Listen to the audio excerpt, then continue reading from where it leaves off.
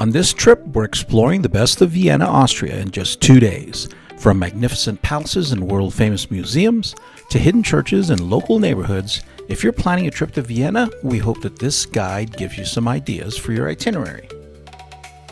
Vienna is a city where imperial palaces stand beside vibrant neighborhoods, where Mozart and Strauss still echo through historic concert halls, and where every street seems to tell a story from Europe's grand past. We'll walk through the heart of the former Habsburg Empire, discover where emperors lived, visit places connected to Mozart, enjoy a classical concert, and experience the modern energy of one of Europe's most livable cities. Join us as we explore Vienna, Austria. Day 1 begins at St. Stephen's Cathedral, Vienna's most recognizable landmark. Construction began in the 12th century, and its colorful tiled roof has become a symbol of the city itself. Standing beneath the towering south spire, it's easy to imagine centuries of coronations, royal ceremonies, and historic events that have taken place here.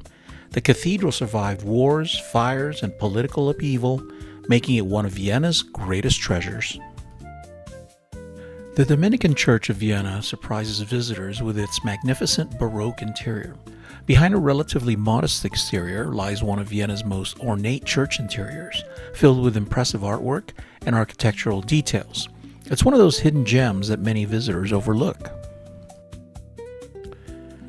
Peterskirche, or St. Peter's Church, is one of Vienna's most stunning Baroque churches. Its richly decorated interior rivals many famous churches across Europe. The church frequently hosts classical music performances, creating an unforgettable experience where architecture and music come together. Neuer Markt has served as a marketplace for centuries.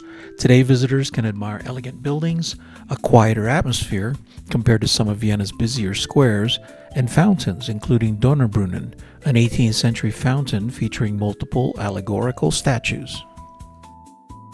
It was created between 1737 and 1739 by sculptor Georg Raphael Donner, and it is considered one of the first major public monuments in Vienna that was designed more for civic beauty than royal or religious display. At the center stands Providentia, the Roman goddess of foresight, symbolizing wise and just governance. Around her are allegorical figures representing rivers of the old Habsburg lands, reflecting prosperity and the natural wealth of the empire. Located beside the Hofburg complex, St. Michael's Church has witnessed generations of emperors, nobles, and citizens passing through its doors. Its medieval origins contrast beautifully with later Baroque additions. St. Michael's Church, or Michaelkirche, is one of Vienna's oldest and most historically important churches. The church dates back to the early 13th century, with construction beginning around 1220. Long before Vienna became the center of the Austro-Hungarian Empire, St. Michael's was already an important place of worship. Over the centuries, Gothic, Romanesque, and Baroque elements were added, creating the unique appearance visitors see today. In 1791, shortly after Mozart's death, a memorial service was held here. While Mozart's actual funeral was modest by modern standards, St. Michael's became one of the places most closely associated with remembrance of the composer. Look closely at the facade and you'll see a dramatic sculptural group depicting Archangel Michael defeating Satan, symbolizing the triumph of good over evil. This powerful image has greeted worshippers and visitors for centuries. The Sisi Museum is one of Vienna's most popular attractions because it tells the story of one of Europe's most fascinating and mysterious royal figures, Empress Elizabeth of Austria, affectionately known as Sisi. Located inside the Hofburg Vienna, the museum combines personal artifacts, historical documents, and the imperial apartments to reveal the real woman behind the romantic legend. Elizabeth was born in 1837 into the Bavarian royal family. At just 16 years old, she unexpectedly captured the heart of Franz Joseph I of Austria, Emperor of Austria. The original plan was for Franz Joseph to marry Elizabeth's older sister, but after meeting Elizabeth, he insisted on marrying her instead. The young Duchess suddenly found herself Empress of one of Europe's most powerful empires. Sisi became famous throughout Europe for her extraordinary beauty. Her hair reached nearly to her ankles and required hours of care every day. She followed strict beauty routines, exercised obsessively, and maintained a very slim figure, which was unusual for royalty of the time. Portraits of the young empress were widely circulated, making her one of the first true international celebrities. Despite her fame, Sisi disliked life at the Viennese court. The Hofburg was governed by rigid rules and constant public appearances. She felt trapped by the expectations placed upon her and often escaped Vienna for long periods. She spent much of her life traveling through Hungary, Greece, England, Ireland, and Switzerland. Her extensive travels were highly unusual for an empress. One reason Sisi remains beloved today is her support for Hungary. She learned the Hungarian language and formed close relationships with Hungarian nobles. Many historians believed her influence helped her bring about the 1867 Austro-Hungarian Compromise, which transformed the Austrian Empire into the Austro-Hungarian Empire. As a result, she became Queen of Hungary in addition to being Empress of Austria. Behind the glamorous image was a life marked by sadness. She lost her first daughter as a child and later suffered a devastating blow when her son, Crown Prince Rudolf, died in the 1889 Mayerling incident. After Rudolf's death, Sisi wore black for much of the rest of her life and became increasingly withdrawn. In 1898, while traveling to Geneva, Switzerland, Sisi was attacked by an Italian anarchist named Luigi Lucchini. He stabbed her with a sharpened file. Initially, she thought she had only been struck and continued walking. Only later did it become clear that the wound had pierced her heart. She died shortly afterward at age 60. Her assassination shocked Europe. The section of the Hofburg that contains the Neuburg and the House of Austrian history tells a fascinating story because it represents both the peak of Habsburg ambition and the birth of modern Austria. Neuburg means new castle or new palace. By the late 1800s, Emperor Franz Joseph I of Austria wanted the Hofburg expanded into an enormous imperial forum that would rival the grand palace complexes of Paris, London, and Berlin. Construction began in 1881 and continued for decades. Ironically, while the Habsburgs were building one of the largest and most impressive palace wings in Europe, their empire was beginning to face growing political tensions and nationalist movements. When World War I ended in 1918, the Austro-Hungarian Empire collapsed. The Neuburg was essentially completed just as the empire it was meant to celebrate disappeared. This makes it one of Europe's great architectural ironies, a monument to imperial power finished at the moment that power ceased to exist. Mozarthaus is the only surviving Vienna residence where Wolfgang Amadeus Mozart lived. Here, visitors can learn about his life, compositions, and the extraordinary musical legacy that continues to shape Vienna's identity. No trip to Vienna is complete without experiencing classical music. Attending a Wiener Ensemble concert allows us to hear the music of Mozart, Strauss, Beethoven, and other masters in the city that helped define classical music itself. Let's talk about Vienna history. Before World War I, Vienna was the capital of the Austro-Hungarian Empire, one of the largest and most influential empires in Europe. The city served as the political, cultural, and artistic center of a realm stretching across much of Central and Eastern Europe. During this period, Vienna became famous for music, architecture, science, and diplomacy. Following the 1920 Treaty of Trianon and the breakup of the Austro-Hungarian Empire after World War I, Austria became a much smaller nation. Vienna suddenly found itself as the capital of a relatively small republic rather than a vast empire. Despite the economic and political challenges that followed, Vienna remained an important cultural center. After World War II in 1945, Austria was occupied by Allied forces, and Vienna was divided into sectors, much like Berlin. The city suffered wartime damage but gradually rebuilt. Austria regained full sovereignty in 1955 and adopted neutrality, helping Vienna become a major center for diplomacy and international organizations. After the collapse of the Soviet Union and the Iron Curtain in 1989, Vienna once again became a gateway between Western and Eastern Europe. Its location placed it at the crossroads of a newly connected continent, leading to economic growth and renewed international importance. Today, Vienna has a population of about 2 million people. While it's smaller than capitals such as London, Paris, Berlin, Madrid, Tokyo, or Washington, D.C.'s metropolitan area, Vienna remains one of the world's most influential cultural capitals and is frequently ranked among the most livable cities on Earth. On day 2, we venture outside the city center and head to Schönbrunn Palace. Schönbrunn Palace is Austria's most famous palace and one of the finest examples of Baroque architecture in Europe. For nearly 200 years, it served as a summer residence of the Habsburg dynasty, the family that ruled Austria and much of Central Europe. The site was originally a hunting lodge owned by the Habsburgs in the 1500s. The palace we see today is largely the result of Maria Theresa, who transformed Schönbrunn into the magnificent summer residence of the imperial family during the 18th century.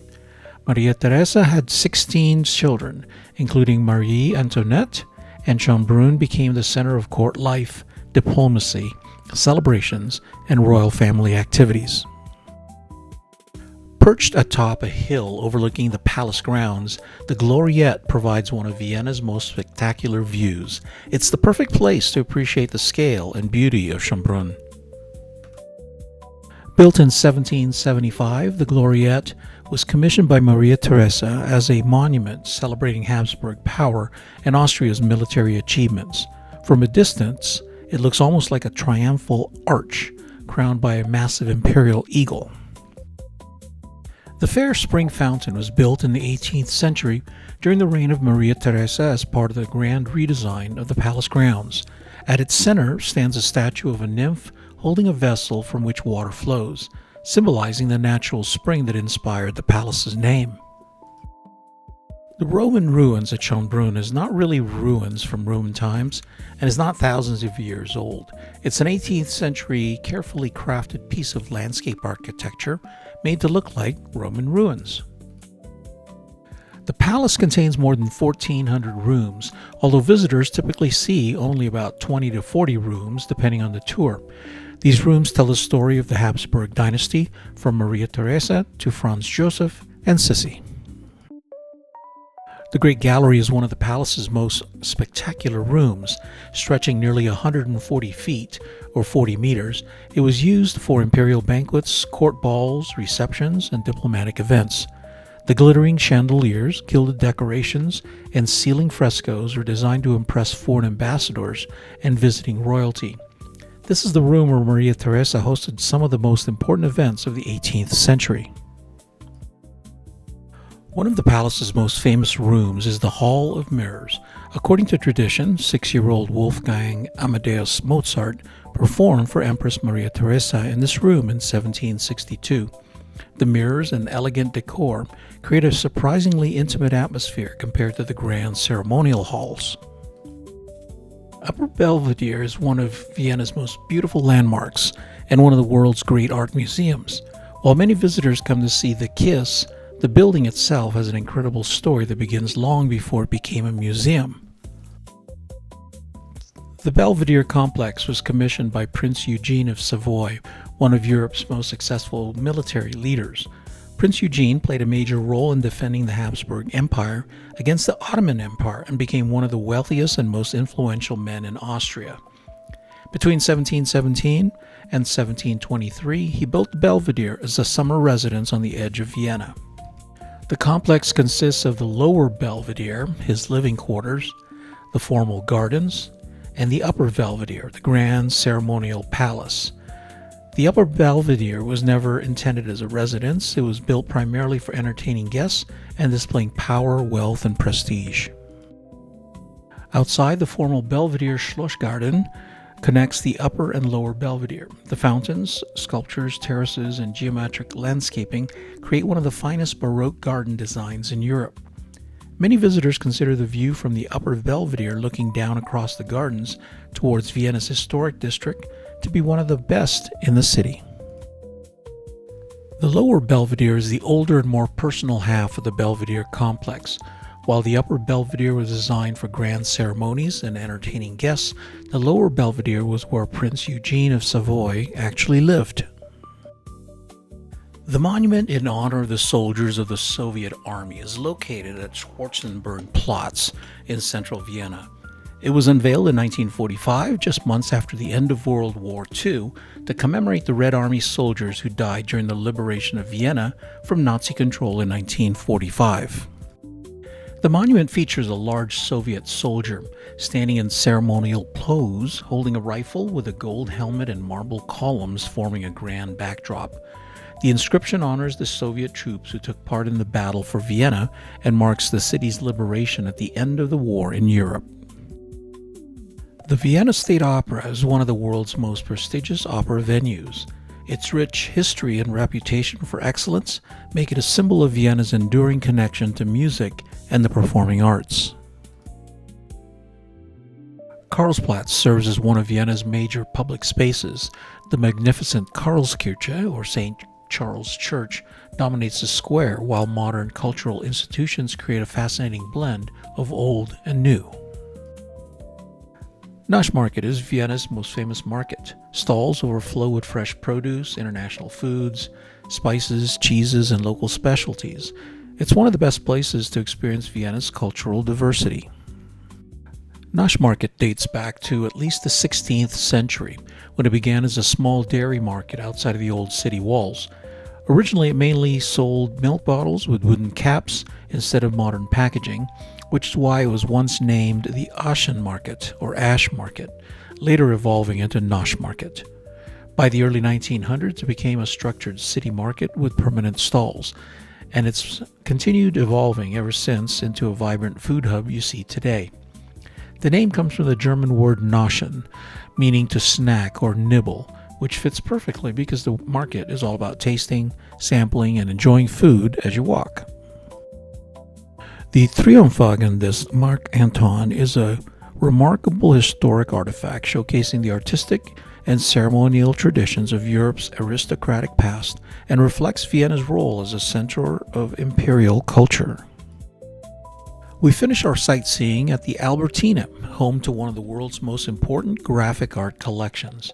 From Monet and Picasso to modern exhibitions, the museum beautifully connects Vienna's imperial heritage with contemporary culture. Our 2-day journey through Vienna has taken us from imperial palaces and grand museums to charming neighborhoods, vibrant markets, and unforgettable musical experiences.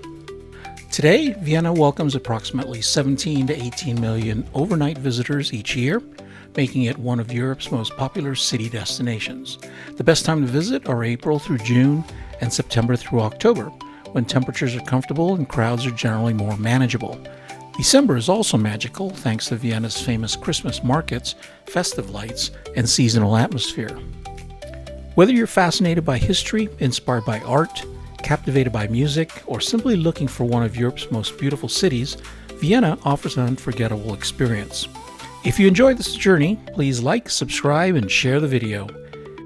Thank you for joining us on our Vienna adventure. We'll see you in our next video where we explore another amazing city.